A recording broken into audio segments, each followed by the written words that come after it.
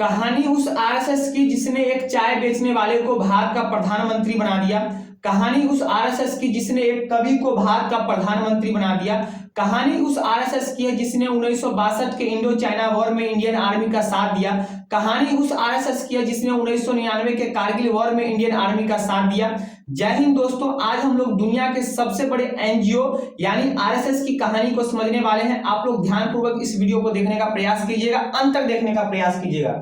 दरअसल साल 1902 की बात है, क्रांतिकारियों की भूमि यानी कि बंगाल में एक व्यक्ति थे परमानाथ मित्रा। इन्होंने अपने साथियों के साथ मिलकर अंग्रेजों के खिलाफ क्रांतिकारी आंदोलन चलाने के लिए एक समिति का निर्माण, अनुशीलन समिति का निर्माण करते हैं अंग्रेजों के खिलाफ क्रांतिकारी आंदोलन चलाने के लिए। इसी में एक दूसरे व्यक्ति थे केशव बलिराम हेडगेवार। ये मूल रूप से महाराष्ट्र के रहने वाले थे, नागपुर के रहने वाले थे।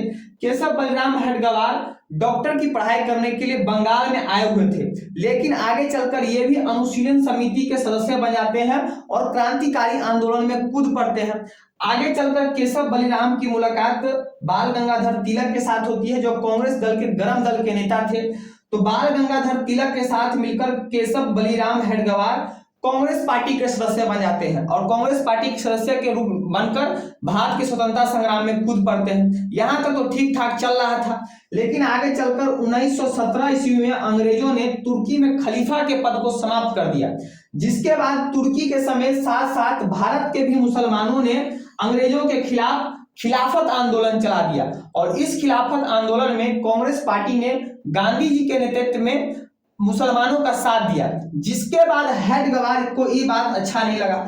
हेडगेवार का मानना था कि कांग्रेस पार्टी ऐसा करके मुस्लिम तुष्टीकरण की राजनीति कर रही है, इसलिए हेडगेवार अब कांग्रेस पार्टी से अलग होना चाहते थे और एक ऐसा संस्था का निर्माण करना चाहते थे जो हिंदू धर्म की बात करे, जो सनातन संस्कृति की बात करे, जो भारतीय संस्कृति की बात करे। और यही सब कारण होते हुए आगे चलकर हेडगेवार पुनः अपने महाराष्ट्र यानी कि अपने जन्मस्थली पहुंचते हैं और अपने घर से ही हिंदू लोगों को बुलाकर अपने प्रवचन देना स्टार्ट करते हैं। यानी अपने जो उनके अंदर जो बात थी, अपनी भारतीय संस्कृति के बारे में जो उनका विचार था, वो लोगों को सुनाना स्टार्ट करते हैं। शुरुआत में इनकी बात को सुनने के लिए बहुत ही कम लोग, मात्र 12 लोग, ऐसा कहा था कि 12 लोग इनके सुनने के लिए इनके विचारों को आते थे। लेकिन आगे चलकर यही लोग प्रभावित हो गया, धीरे धीरे हजारों की संख्या में लोग इनको सुनने आने लगे। इसी प्रकार चलता रहा। अब साल आती है 1925 की बात। 1925 आते आते हेडगेवार कहते हैं कि अब एक ऑफिशियली एक ऐसा संस्था होना चाहिए जिसका हमको नींव डालना है, ऑफिशियली जो बता देना है कि एक ऐसा संस्था है जो सनातन धर्म की बात करता है, जो हिंदू संस्कृति की बात करता है, जो भारतीय संस्कृति की बात करता है। और 1925 ईस्वी में हेडगेवार महाराष्ट्र में ही नागपुर में विजयदशमी के दिन ऑफिशियली आरएसएस का स्थापना कर देते हैं और यहीं पर राष्ट्रीय स्वयंसेवक का स्थापना हो जाता है। राष्ट्रीय स्वयंसेवक इसको इसलिए नाम रखा गया, इसके अंदर आने वाले जो भी सदस्य होते हैं वो अपनी इच्छा से आते हैं, अपनी इच्छा से राष्ट्र की सेवा करने के लिए आते हैं, इसलिए इसको कहा जाता है राष्ट्रीय स्वयं सेवक। तो इस प्रकार नागपुर में 1925 ईस्वी में राष्ट्रीय स्वयं सेवक का स्थापना होता है। धीरे धीरे आरएसएस नागपुर से निकलकर महाराष्ट्र में ही पुणे, नासिक, अमरावती, यहाँ पर भी इसका ब्रांच खुल जाता है। लेकिन अभी भी आरएस महाराष्ट्र तक ही सीमित था और हेडगेवार इसको पूरे भारत में फैलाना चाहते थे। इसी करके हेडगेवार आगे 1930 ईस्वी में बीयूएचयू यानी कि बनारस हिंदू विश्वविद्यालय में पहुंचते हैं और बीयूएचयू के दूसरे चरण के जो संस्थापक थे पंडित मोहन मालवीय, इनसे मुलाकात करते हैं और इनसे रिक्वेस्ट करते हैं कि बीयूएचयू यानी कि बनारस हिंदू विश्वविद्यालय में एक आरएसएस का शाखा खोलने का परमिशन दिया जाए। जिसके बाद पंडित मोहन मालवीय हेडगेवार को यहाँ पर आरएसएस का शाखा खोलने का परमिशन दे देते हैं। यहाँ पर शाखा खुलता है और इसी यूनिवर्सिटी में एक व्यक्ति थे माधव गोलवालकर, ये बीएचयू यूनिवर्सिटी में पढ़ते भी थे और पढ़ाते भी थे। तो यहीं पर मुलाकात हेडगेवार का माधव गोलवालकर से यहाँ पर मुलाकात होता है और ये हेडगेवार माधव गोलवालकर से रिक्वेस्ट करते हैं कि आप भी आरएसएस के सदस्य बन जाए और माधव गोलवालकर आरएसएस के सदस्य बन जाते हैं और ये भी स्वतंत्रता संग्राम में कूद पड़ते हैं। अब आगे चलकर इनकी उम्र आती है 1940 ईस्वी में हेडगेवार की मृत्यु हो जाती है। इनकी मृत्यु के बाद कोई ना कोई व्यक्ति तो संघ का संघ चालक नियुक्त होना था। संघ चालक यानी कि आरएसएस का सर्वे सर्वा को कहा होता है संघ चालक। तो सर्वसम्मति से यह डिसाइड होता है कि आरएसएस का जो अगला संघ चालक होगा वो माधव गोलवालकर बनेंगे, और 1940 के बाद ही माधव गोलवालकर आरएसएस के अगला संघ चालक बनते हैं। और जब ये संघ चालक बनते हैं तो इनके नेतृत्व में आरएसएस का जो फैलाव होता है वो पूरे भारत में, उत्तर भारत से लेकर दक्षिण भारत, पूर्व भारत से लेकर पश्चिम भारत, यानी कि पूरे भारत में आरएसएस का विस्तार हो जाता है। अभी धीरे धीरे अभी अगर हम बात करें इस आरएसएस में, तो अभी करोड़ों की संख्या में 1 करोड़ से ज्यादा वेल ट्रेंड युवा आरएसएस के सदस्य हैं, जो एकदम बुद्धि से, बॉडी से सबसे एकदम हष्ट पुष्ट है। अभी हम बात करें स्ट्रक्चर ऑफ आरएसएस की, यानी कि आरएसएस का स्ट्रक्चर कैसा है, कैसे बटा हुआ है, कैसे काम करता है ऑर्गेनाइजेशन। तो सबसे ऊपर है केंद्र, केंद्र के बाद आता है क्षेत्र, क्षेत्र के बाद आता है प्रांत, प्रांत के बाद विभाग, विभाग के बाद आता है जिला, जिला के बाद आता है तालुका, तालुका के बाद आता है नगर, नगर के बाद आता है खंड, खंड के बाद आता है मंडल, मंडल के बाद आता है ग्राम, और ग्राम के बाद आता है शाखा यानी कि ब्रांच। ये शाखा यानी कि ब्रांच ये भी 5 प्रकार का होता है। सबसे ऊपर है प्रभात ब्रांच, प्रभात ब्रांच यानी आप सुनते सुप्रभात बोलते हैं, यानी सुबह वाला। तो ये प्रभात ब्रांच में सुबह के समय में आरएसएस के जो भी सदस्य होते हैं ये मिलते हैं, योगा करते हैं, योग प्रणाम करते हैं, सूर्य नमस्कार करते हैं, लाठी डंडे की प्रैक्टिस करते हैं। उसके आता है इवनिंग ब्रांच। तो इवनिंग ब्रांच में ये लोग इवनिंग के समय में, शाम के समय मिलते हैं, नाश्ता वास्ता के समय मिलते हैं, भारतीय संस्कृति, भारतीय कला के बारे में वाद विवाद विचार करते हैं। नाइट ब्रांच यानी कि खाने के समय में शाम में मिलते हैं, रात में मिलते हैं नाइट ब्रांच में। मिलन, मिलन ब्रांच यानी कि सप्ताह में 1-2 बार ये लोग मिलते हैं, अपनी ग्राउंड में जो है सम्मेलन इसी प्रकार से करते हैं, तो योग अभ्यास करते हैं, प्रैक्टिस करते हैं, भारतीय संस्कृति के बारे में चर्चा करते हैं। इसके आता है संघ मंडल। संघ मंडल जो है इसमें महीना में 1-2 बार मिलते हैं। ये मिलन ब्रांच हो गया, हफ्ता में 1-2 बार मिलते हैं। संघ मंडल में महीना में 1-2 बार मिलते हैं, मीटिंग करते हैं इसी प्रकार खुले मैदान में बातचीत करने के लिए। तो ये आपने देखिए स्ट्रक्चर देख लिया आरएसएस का स्ट्रक्चर कैसा है। अब हम अगर बात करें तो आरएसएस का जो शाखा है, जो ब्रांच है, वो भारत में तो हजारों की संख्या में है ही है, साथ ही साथ दुनिया के अलग अलग देशों, 40 देशों में मिलाकर आरएसएस का 57,000 से ज्यादा ब्रांचेस है। 57,000 यानी भारत के बाहर ही आरएसएस का 57,000 से ज्यादा शाखा है। बात समझ रहे हैं आज कितना पावरफुल है। अगर हम बात करें आरएसएस का जो अंडर में आने वाले हैं, जिसके जो सब्सिडरी ऑर्गेनाइजेशन है, जिसको अंडर में आते हैं, उसकी जिसको आरएसएस ने जन्म दिया है, वो शाखाओं की बात कर लेते हैं। सबसे ऊपर है बीजेपी यानी भारतीय जनता पार्टी, जो भी रूलिंग पार्टी है। इस बीजेपी को भी जन्म देने वाला जो पार्टी जो है वो आरएसएस है। आरएसएस के अंडर में ही बीजेपी काम करता है। अभी नरेंद्र मोदी जी प्रधानमंत्री है, वो भी आरएसएस के ही है। चाहे हमारे चाणक्य कहने वाले, बीजेपी के चाणक्य कहने वाले अमित शाह, वो भी बीजेपी के हैं। तो कहां से थे? आरएसएस के ही प्रोडक्ट है। बीजेपी की बात करें तो विश्व हिंदू परिषद, ये भी आरएसएस के अंडर आता है। बजरंग दल गाना सुनते हैं, ये भी आरएसएस के अंडर में काम करता है। हिंदू जागरण मंच आरएसएस के अंडर है। सरस्वती शिशु मंदिर जो बच्चों को पढ़ाने का काम करती है, एजुकेशन, भारतीय संस्कृति के बारे में पढ़ाती है, ये भी आरएसएस का यह सब्सिडरी है। उसके हम करें विद्या भारती, ये भी आरएसएस के अंडर में है। स्वदेशी जागरण मंच आरएसएस के अंडर में। हिंदू स्वयं सेवक संघ इसके अंडर में है। एबीपी यानी कि अखिल भारतीय विद्यार्थी परिषद, यानी छात्रों का जो संगठन होता है एबीपी, ये भी आरएसएस के अंडर में है। मुस्लिम नेशनल फोरम, ये भी आरएसएस के अंडर में है।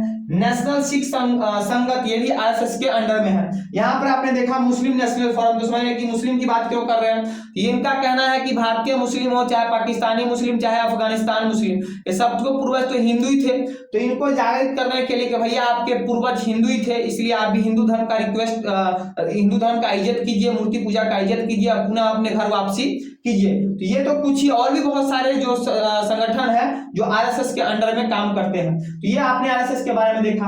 अब ऐसा नहीं है कि आरएसएस सिर्फ हिंदूवादी की बात करती है, सिर्फ भारतीय संस्कृति की बात करती है।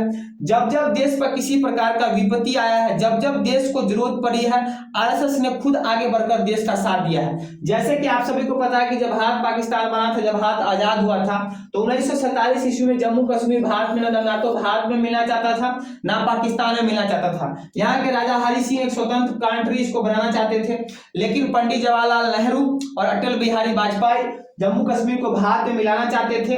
तो आरएसएस के ही लोगों ने हरि सिंह से बात किया था कि भैया इनको समझाया था, भारतीय संस्कृति के बारे में इनको दर्शन करवाया था, जिसके बाद आरएसएस राजा हरि सिंह ये मान गए थे कि हाँ ये भारत में मिलेंगे, और इन्होंने अपना विलय पत्र दिल्ली में भेजा था कि हम मिल रहे हैं। यहाँ पर आप देख रहे हैं कि आरएसएस को भारत का एकीकरण में कितना सहयोग रहा था। आगे भी अगर हम बात करें, भारत तो आजाद हो ही गया था, लेकिन दादर नगर हवेली हो गया या फिर गोवा हो गया, यहाँ पर भी पुर्तगालियों का शासन था आजादी के पश्चात भी। तो यहाँ भी गोवा से चाहे दादर नगर हवेली से पुर्तगालियों को भगाने में राष्ट्रीय स्वयंसेवक के संग यहाँ जो लड़ाके थे, यहाँ पर पहुंच के पुर्तगालियों को खदेड़ के यहाँ से भगाया था। तो यहाँ आप देख रहे हैं कि जब जब देश को जरूरत पड़ा राष्ट्रीय स्वयंसेवक ने साथ दिया। इतना ही नहीं, 1962 ईस्वी का इंडो चाइना वॉर हुआ था, वहां भी आरएसएस के लड़ाके ने भारतीय सेना का साथ दिया था, भारतीय सैनिकों के राशन को भारतीय सैनिकों तक पहुंचाया था, जो सैनिक जख्मी हो जाए थे उनको हॉस्पिटल तक पहुंचाया था, जिन सैनिकों को खून की कमी हुई थी राष्ट्रीय स्वयंसेवक के सदस्यों ने उनको खून दिया था।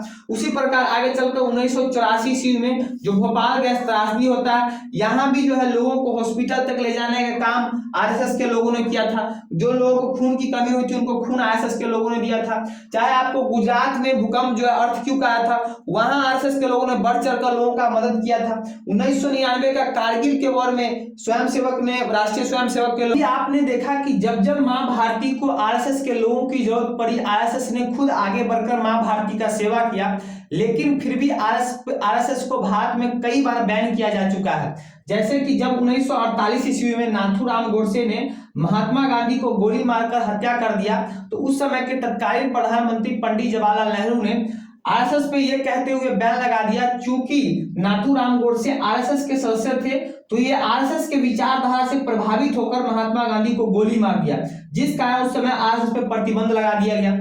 आगे चलकर 1975 ईस्वी में जब इंदिरा गांधी ने भारत में इमरजेंसी लगाया, उस समय भी इंदिरा गांधी ने आरएसएस पे बैन लगा दिया। 1992 ईस्वी में जब बाबरी मस्जिद का शुद्धिकरण किया गया, तो उस समय भी कांग्रेस की सरकार ने आरएसएस पे प्रतिबंध लगा दिया। तो आपने देखा कि आरएसएस पे कई बार प्रतिबंध लगाया गया भारत में। आरएसएस पे प्रतिबंध लगाने का सबसे बड़ा कारण यह है कि जो आरएसएस है वो वीर सावरकर की आइडियोलॉजी को आगे बढ़ाती है, यानी वीर सावरकर की विचारधारा पे चलती है, और कांग्रेस वाले इनकी विचारधारा से चिढ़ते हैं। दूसरा कारण यह है कि जो आरएसएस है वो अखंड भारत की बात करती है, हिंदू राष्ट्र की बात करती है। आरएसएस का कहना है कि प्राचीन काल से ही भारत की जो सीमा थी, ईरान से लेकर अफगानिस्तान से लेकर पाकिस्तान से लेकर पूरब में बांग्लादेश से लेकर म्यांमार से लेकर इंडोनेशिया तक था, दक्षिण में श्रीलंका तक था। तो ये अखंड भारत को पुनः एक बार अखंड भारत बनाना है, भारत को हिंदू राष्ट्र बनाना है। तो इसके लेकर कांग्रेस चिढ़ती है कि भैया जो टूट गया सो टूट गया, हिंदू राष्ट्र क्यों बनाना है।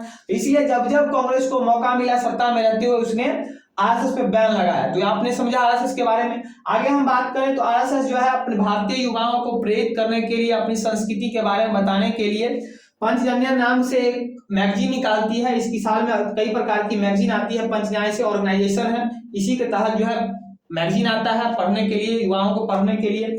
अगर बच्चे हैं, अगर टीनेजर है, उनको जो है अपनी संस्कृति के बारे में बताने के लिए, भारतीय कला के बारे में बताने के लिए, भारत का दर्शन कराने के लिए देवपुत्र के नाम से मैगजीन आता है, जो आप अपने बच्चों को पढ़ा सकते हैं। आरएसएस जो है जारी करता है। तो ये आपने शुरू से लेकर आरएसएस की कहानी को समझा कि कैसे आरएसएस का स्थापना होता है और कैसे आरएसएस जो है एक चाय बेचने वाले व्यक्ति को भारत का प्रधानमंत्री के पद तक पहुंचाता है, कैसे एक कवि को भारत के प्रधानमंत्री तक पहुंचाता है। अभी भी आप देखते हैं कि जो भी टॉप लीडर है, यानी जो सरकार में हो तो इनके ही अंग है। तो आप समझ सकते हैं कि इतना दुनिया का सबसे बड़ा powerful NGO, non government organisation, सरकारी सहायता से नहीं चलने वाला सबसे बड़ा ऑर्गेनाइजेशन आरएसएस है। तो ये जानकारी अगर आपको अच्छा लगा हो तो प्लीज इस वीडियो को अपने दोस्तों के साथ ज्यादा से ज्यादा शेयर कीजिएगा।